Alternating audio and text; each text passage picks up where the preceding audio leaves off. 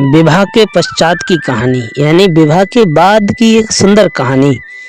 विवाह के बाद में पति और पत्नी को एक दूसरे के ऊपर कितना दृढ़ विश्वास रखना चाहिए और किस तरह से जीवन व्यतीत करना चाहिए पति और पत्नी दोनों को।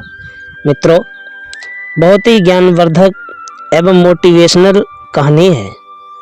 इस कहानी के माध्यम से हर व्यक्ति पति पत्नी को ये पता चलेगा कि विवाह के बाद में कैसे रिश्ता एक दूसरे के साथ में रखना चाहिए, कैसा व्यवहार रखना चाहिए पति और पत्नी को, दोनों को।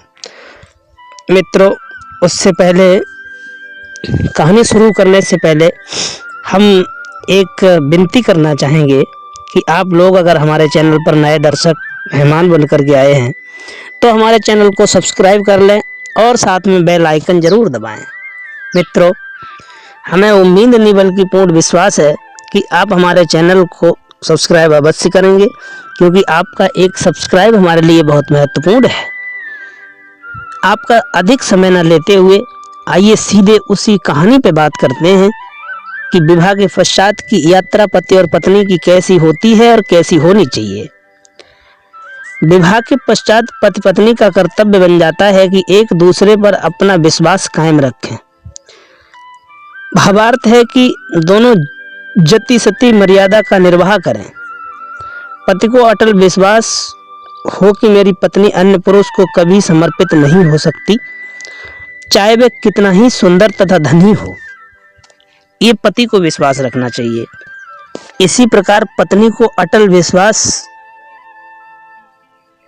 हो कि मेरा पति अन्य औरतों से प्रभावित होकर मिलन नहीं कर सकता, चाहे स्वर्ग की कोई अप्सरा भी क्यों ना आ जाए। ये विश्वास पति और पत्नी को दोनों को एक दूसरे के ऊपर रखना चाहिए और समझना चाहिए। और भक्तों, हर पति पत्नी को ये करना चाहिए, क्योंकि विश्वास दुनिया में सबसे बहुत बड़ी चीज है।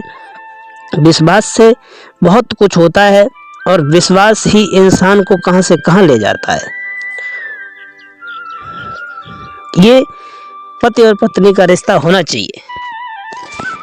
एक फौजी जवान था, उसकी पत्नी यति यानी पतिव्रता थी।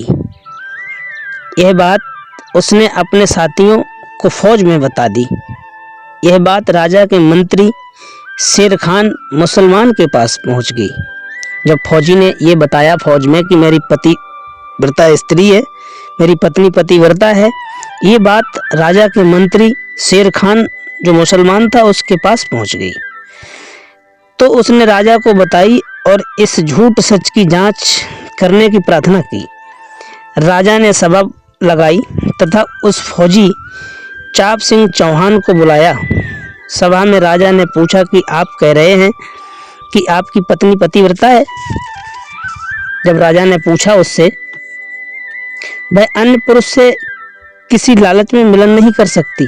फौजी चाप सिंह ने कहा कि यह 100% सत्य है।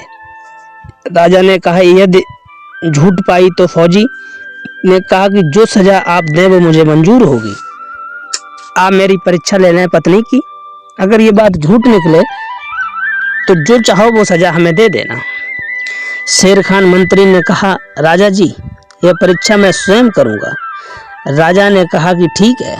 चाप सिंह ने कहा कि मेरे विवाह के समय मिली सुहाग की निशानी एक पटका, कपड़े का परना तथा कटारी बड़ा चाकू मेरी पत्नी नहीं दे सकती। यदि शेर खान ये ले आए तो मैं हार मान लूंगा तथा मेरी पत्नी के शरीर का कोई चिन्ह बता देना, मैं मान लूंगा कि मेरी पत्नी धर्म से गिर गई है। शेर खान ने चाप सिंह के नगर में जाकर के एक मुखबिर स्त्री से कहा कि एक चाप सिंह फौजी की पत्नी रहती है इस गांव में, उसके साथ मेरा मिलन करा दें, तेरे को बहुत धन दूंगा। उस स्त्री ने कहा कि यह किसी कीमत पर संभव नहीं है। फिर शेर खान ने कहा कि किसी तरह उसके घर से विवाह में मिलने वाला सुहाग की निशानी, पटका तथा कटारी ला दें, मुझे उससे लाकर के मुझे दे दें, चाहे चुरा कर ला के दे दें। चाप सिंह की पत्नी सोमवती पटका तथा कटारी ला दे, मुझे ला करके दे दो। सोमवती के गुप्तांग के पास या जांग साथल पर कोई निशान हो तो वह पता कर दें। मुझे ये चीज बता दें उनके घर पे जाकर के देख करके।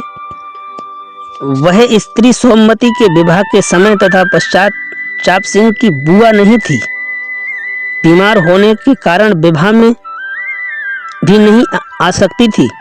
कई दिन रुकी। सोमवती को स्नान करते देखा तो निकट जाकर उसके सुंदर शरीर की प्रशंसा करने के बहाने अंग अंग देखा। सोमवती के गुप्तांग के पास बड़ा तिल था। यह सब निशानी देखकर मुखबिर पटका तथा कटारी चुराकर ले गई और शेर खान मंत्री ने राजा को बताया कि मैं उसके साथ मिलन करके आया हूँ। उसकी जांघ में काला तिल है। यह स्वाग की वस्तु पतिव्रता किसी को नहीं देती। मेरे प्रेम में तथा धन के लालच में मेरे को दे दी है। राजा ने सभा लगाई, चाप सिंह को बुलाया, कहा कि यह पटका तथा कटारी किसकी है। चाप सिंह ने ध्यान से देखा तथा स्वीकार की कि मेरी है। शेर खान ने कहा कि और बताऊं? सुन, तेरी पत्नी की दाईं जांघ पर गुप्तांग के पास काला तिल है। चाप सिंह ने कहा कि यह सब सत्य है, परंतु मेरी पत्नी अपने धर्म से नहीं गिर सकती।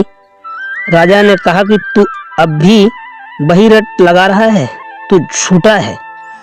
तेरे को आज से 1 महीने बाद फांसी दे दी जाएगी।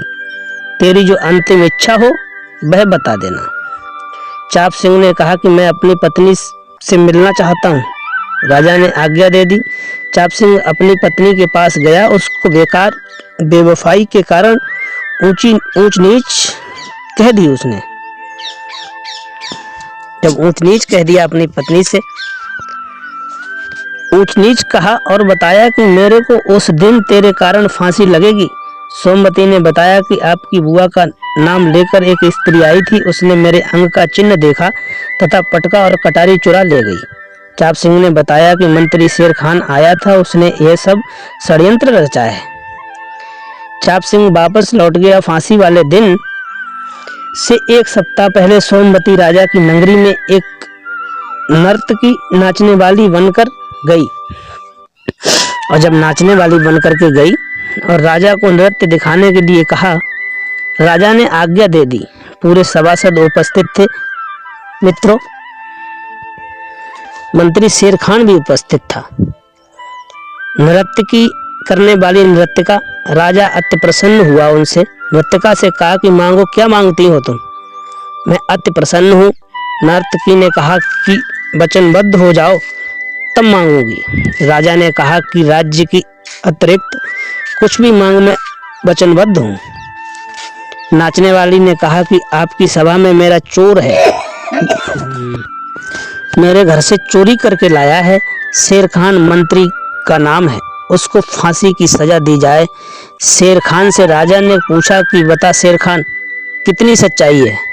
शेर खान बोला कि हे परमदिगार, मैंने तो इस औरत की आज से पहले कभी शक्ल भी नहीं देखी थी। तब सोमवती ने कहा कि यदि आपने मेरी शक्ल भी नहीं देखी थी तो ये पटका और कटारी किसके घर से लाया है? मैं उस चाप सिंह की पतिव्रता पत्नी हूँ जिसे तेरी झूठ के कारण फांसी दी जा रही है। चाप सिंह को बुलाया गया। राजा ने चाप सिंह को आधा राज्य सौंप दिया और क्षमा कर दिया तथा शेर खान मंत्री को फांसी की सजा दी गई। धन्य है ऐसी बेटियां जिन पर नाज है भारत को। मित्रों, एक पतिव्रता स्त्री के ऊपर इतना बड़ा विश्वास था एक फौजी को, उसने उस सभा में जाकर के अपनी पति की जान बचाई और अपना पतिव्रत धर्म निभाया। ऐसा ही बंधन पति और पत्नी का जीवन में होना चाहिए। इसी तरह से दोनों को जिंदगी जीना चाहिए। धन्यवाद मित्रों। अगर ये कहानी अच्छी लगी हो तो हमारे चैनल को सब्सक्राइब करें और साथ में बेल आइकन दबाएं। धन्यवाद मित्रों।